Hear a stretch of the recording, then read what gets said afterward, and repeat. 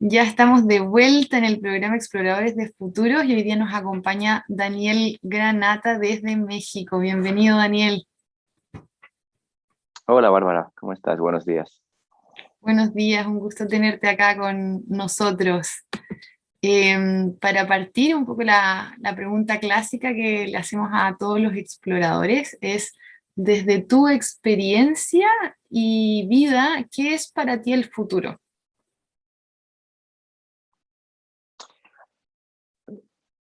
Qué buena pregunta para empezar. Creo que es principalmente y para mí, así respondiendo desde las vísceras, es el lugar donde van a vivir mis hijos. Y ya un poco más intelectual la respuesta, es el lugar que construimos todos los días, ¿no? Vemos siempre las películas de ciencia ficción donde alguien viaja del futuro hacia el pasado a cambiar algo para que el futuro sea mejor y no pensamos mucho en que eso es lo que nosotros podemos hacer hoy, hacer las acciones para que en nuestro futuro yo no tenga que inventarse una máquina del tiempo y viajar para cambiar algo, ¿no? Entonces, Claro. me gusta mucho pensar que es el lugar por el que uno trabaja todos los días, ¿no? Uno trabaja para construir el lugar en el que quiere vivir. Qué genial, muy simple pero potente me parece. Y me gustaría preguntarte cómo llegaste a la disciplina de diseño de futuros o estudios de futuros, ¿qué te llevó a ese espacio? Llegué de forma muy tangencial y casual. Siempre hay gente que va más adelantada que uno, ¿no? Y yo trabajé muchos años con un amigo al que estimo mucho, que se ha dedicado al pensamiento anticipatorio desde hace ya bastante tiempo, que se llama Jorge Camacho. Y, Ujú. y al principio las charlas fueron en el tenor de cómo él iba descubriendo la disciplina a aquellos que todavía ni teníamos una noción de que existía, ¿no? Y luego me di cuenta ya que tomé un par de clases y empecé a leer más sobre el tema. Pues digamos que es una disciplina que es un hilo rector de algo que no se estudia tanto de forma histórica, ¿no? Aunque está presente ahí. Creo que la intención, por ejemplo, de un rey de salir o no a combatir en función de lo que le asesoran sus sabios, por cómo están colocadas las estrellas en el cielo, ¿no? Que aparentemente es una decisión muy naif y puede parecer muy primitiva, pero tiene una cierta sofisticación en la intención de estar informados antes de tomar una decisión para intentar no predecir, sino tener el mejor resultado posible, ¿no? En lo que en aquel caso, por ejemplo, era una batalla. Entonces, Claro. ya que empecé a investigar, claro, uno descubre entonces pues no infinitas, pero sí múltiples ramificaciones que tiene el estudio de la disciplina. Y a mí siempre me atrajo mucho la parte de cómo, independientemente de todo el trabajo que se haga para hacer escenarios y demás, me atrajo mucho la necesidad de crear una narrativa que haga ese escenario deseable, ¿no? Más aún porque estamos en una época hoy en la que creo que a nivel cultural lo más consumido son las distopías, porque es obviamente lo que de alguna manera detona reacciones en las personas, ¿no? Nadie, no, es como siempre lo que ves en los noticieros tiene que ver con asuntos que de alguna manera eh, te ponen en precaución y demás, ¿no? Si lo que ves es que muchos delfines están teniendo crías, eso no es una noticia tan noticiable desde el punto de vista de la atención, ¿no? Pero a las desgracias y a las distopías sí les prestas atención. Entonces hay un desbalance, creo, hoy en la manera en la que se plantea el futuro desde una perspectiva también en la que los medios nos cuentan que el futuro es lo que, por ejemplo, las grandes compañías tecnológicas deciden que va a ser, ¿no? Y falta esta otra parte en la que habría que contar que eso es la visión que esas compañías tienen de un futuro preferible para ellas, pero no necesariamente preferible para todos nosotros, ¿no? Y me sedujo mucho la parte de la necesidad de crear narrativas y contar historias que permitan en la cultura popular descubrir que hay lugares que podemos habitar que son mejores que los que se nos anuncian. Y bueno, ahí he pasado por diversas partes, ¿no? He pasado por la parte más académica y teórica. Ahora me encuentro en una fase muy concreta que es la de construcción, ¿no? En este caso tiene que ver con la educación a través de la empresa en la que yo trabajo, Platzi, y me gusta pensar que de alguna manera sigo dedicándome a lo mismo, nada más que en un lugar distinto de la cadena de producción de esos futuros que queremos ver. Genial. Ahí me llama harto la atención cuando mencionas esto de las narrativas. En distintas conversaciones aparecí ahí con Graciela Guadarrama, que también es mexicana, y Ajá. estábamos el miércoles con Miguel Jiménez, que también mencionaba como la potencia de las narrativas y, claro, leyéndolo desde la biología, antropología o de distintos puntos, como ese hack de, claro, cómo transformamos o co-creamos nuevas narrativas que nos lleven a nuevos lugares, lo encuentro muy interesante. Claro, es que las historias, el valor de las historias, independientemente de la disciplina en la que se apliquen, es que le da sentido a lo que hacemos a los ojos de los demás. Y entonces lo que hacemos se vuelve un medio para conseguir un fin, que es lo que cuentas en la historia. Ya hemos visto en los últimos años que los humanos somos impermeables a las estadísticas. Entonces, si tú quieres escoger creer que el cielo es de color rojo, allí donde estás, al lado del lago, y tú dices, no, pues mira, es azul porque tengo una fotografía, va a haber alguien que lo desmienta, ¿no? Entonces, hay una necesidad, creo, de contar mejores historias del futuro en el que podemos habitar, porque todas las que contamos son de desastres, donde al final llega el héroe o la heroína y nos salvan, ¿no? Un día hice el comentario de que venía a salvarnos Bruce Willis o Will Smith y me di cuenta ya que generacionalmente estoy bastante caduco porque ya probablemente hay héroes y heroínas nuevas, ¿no? Imagino que será algún tipo Timothy Chalamet o alguno de estos.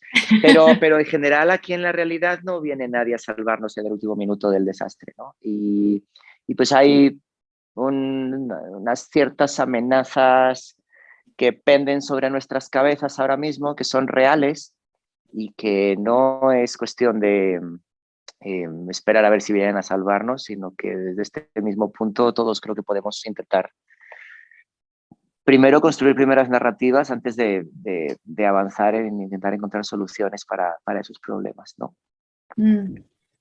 Es un buen punto. O primero construir narrativas antes de buscar soluciones.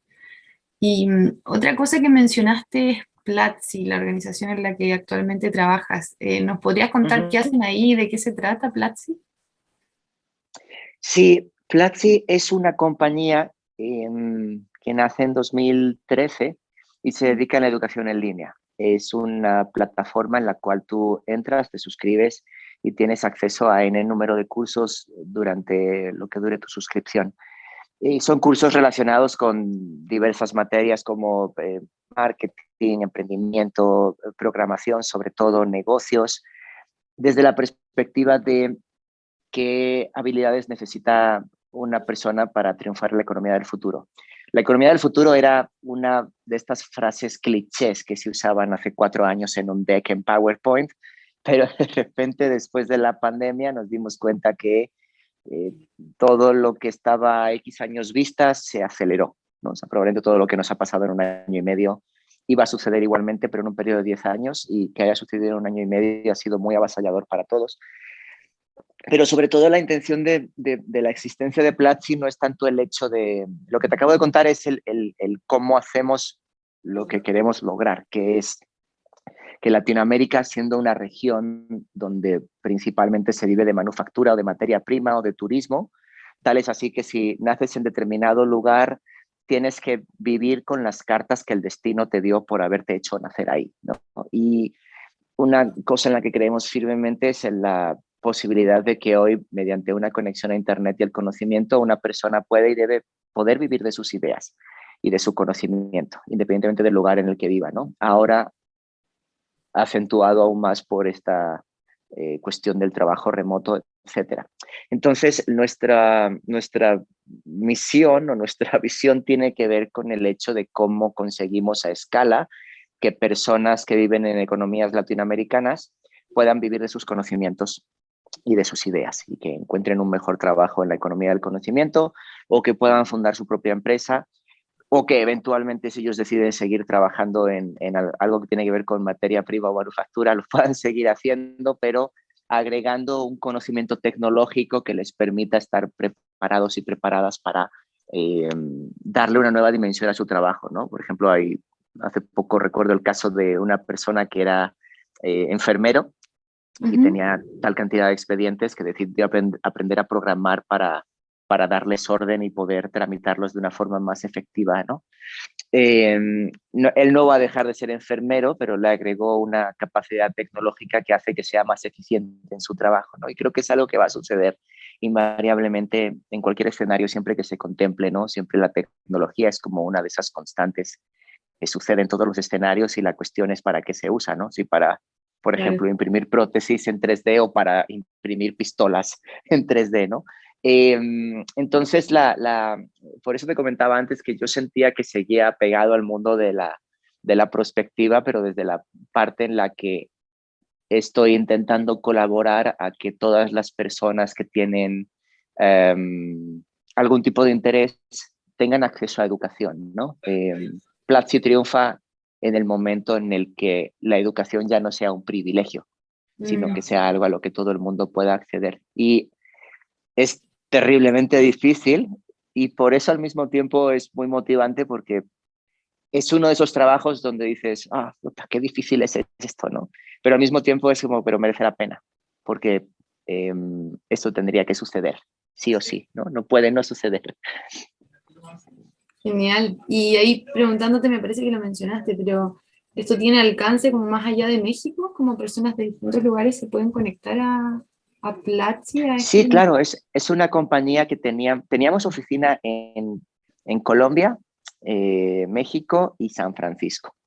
Entonces, es un emprendimiento donde no nos consideramos de ningún país en concreto, sino el país es el país de todas las personas que quieran seguir aprendiendo, ¿no? Porque una cosa que descubres a medida que aprendes es que te falta mucho más por aprender.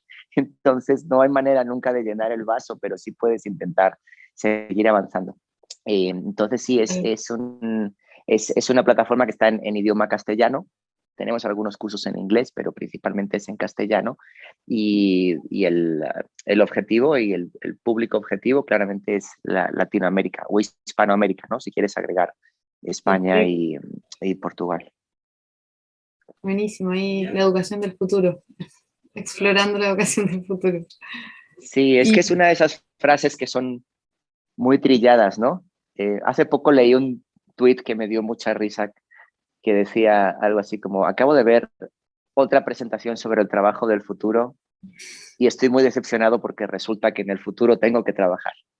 Y me pareció una frase muy cómica, pero muy cierta, ¿no? En el hecho de cuestionar desde la raíz la misma expresión, el trabajo del futuro, ¿no? Entonces siempre pensamos en el futuro como adición eh, y nunca lo pensamos como que podemos ir quitando o simplificando, ¿no? Siempre lo pensamos como en una perspectiva.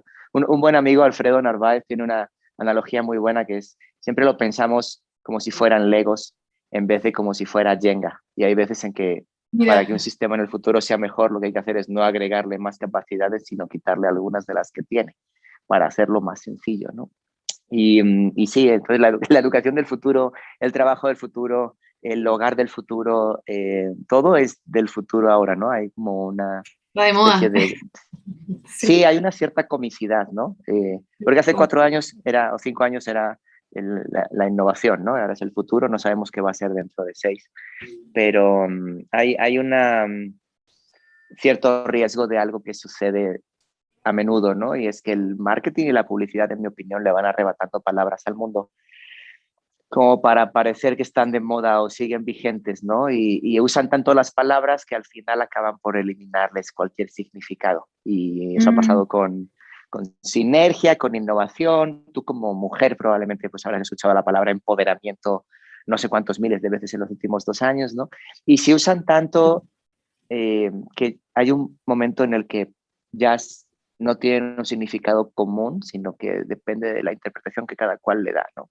Ahora, por ejemplo, está pasando con la palabra diversidad, ¿no? Es una expresión muy necesaria que refleja principalmente lo que somos, porque el mundo es diverso, no lo que queremos ser. O sea, no es que yo me empeñe, por ejemplo, en que el mundo sea diverso.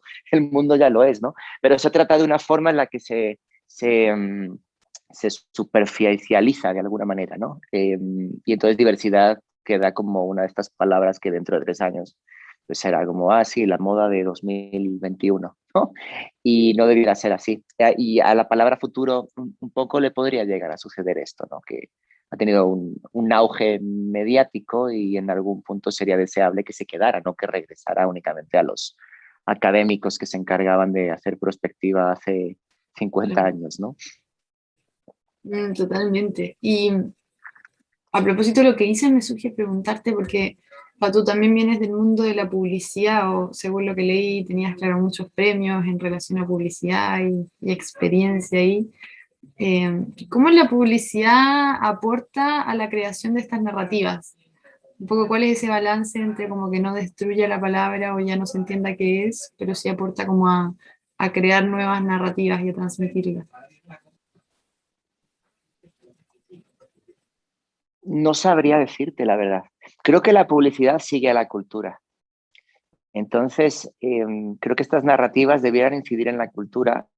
Creo que las marcas, en algún punto lo he pensado, luego no he estado tan seguro, las marcas podrían ser buenos mensajeros. Pero al final el objetivo de una marca es vender mucho y ser redituable para sus dueños o para sus accionistas. Algo que está pasando hoy en el mundo de la publicidad es que muchas marcas están confundiendo el tener un propósito, que puede ser Ujú. legítimo o no que lo tengan, con el hecho de comunicarlo todo el rato, ¿no? De, hola Bárbara, soy la marca tal, tengo un propósito para el mundo y para ti. O sea, Como muy demuéstramelo declarativo. con acciones. Sí, claro, o sea, Claro. el propósito al final es un tema estratégico, ¿no? Y la manera en la que tú haces determinadas cosas es para alcanzarlo, no para que me lo cuentes. Entonces yo creo que las marcas están muy desorientadas usando el tema del propósito como moda. Y también lo entiendo porque en última instancia el propósito de una marca no es salvar el mundo. O sea, si además colabora a salvar el mundo, pues qué bien, pero una marca para, hasta desde una pura perspectiva de sistemas, lo que tiene que hacer una marca es sobrevivir en el contexto en el que vive, ¿no? Entonces, yo, respondiendo a tu pregunta de forma más concreta, yo no sé si la publicidad tiene algo que hacer como disciplina o como industria. Lo que sí creo es que dentro de la publicidad hay muchísimas personas que tienen un talento excepcional para que aplicando su talento en otro canvas que no sea la publicidad, sí pudieran hacer un cambio desde el punto de vista de las historias, del pensamiento de lateral, de la capacidad de negociación. La publicidad es una profesión muy vituperada, pero es una profesión que claramente acoge a gente muy talentosa, ¿no? Y yo creo que una de las grandes desgracias de la publicidad es que siempre fue una industria que acogió a las personas que eran distintas. O sea, si tú no eras ingeniero o licenciado, hijo de 3 generaciones de ingenieros, ingenieras o licenciados, licenciadas, y eras alguien que, no sé, sabía escribir o sabía cantar y no había un trabajo estrictamente realizado para ti, en la publicidad pudiera ser que sí encontraras un lugar, ¿no? Y ahí desarrollarte y desarrollar ese talento y encontrarte con otra gente como tú, de manera que se volvía un país. Yo lo que aprecio hoy de la publicidad es que se ha vuelto muy cortoplacista y muy necesitada de personas que son especialistas, especialistas en SEO, especialistas en diseño, especialistas en tal o cual disciplina, ¿no? Desde luego no en pensamiento anticipatorio, para nada. Y si una marca decide emprender ese camino, no contrata a su agencia para investigar los escenarios Mm. posibles en los que pueda estar, sino que contrata o una consultora gigante, para en última instancia también, ¿sabes qué? Poder outsourcear o delegar, que si algo sale mal es porque había una consultora que te dio un paper magnífico en el cual este camino era el indicado, ¿no?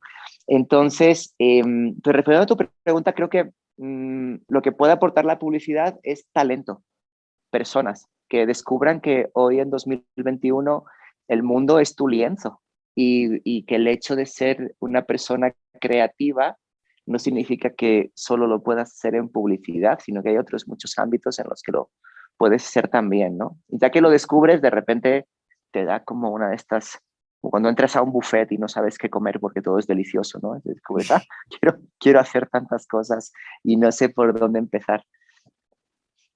Buenísimo. Oye, ahí me voy a invitarte a que vayamos a una pausa musical y de ahí me gustaría que entráramos en esto que mencionas de la creatividad.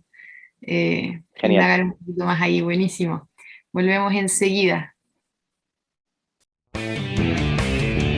No te quedes fuera. Conversaciones de deporte, ciencia y tecnología con Fabián Morales y Simón Oliveros, cada martes y jueves a las 17 horas en Deportech. Somos divoxradio.com.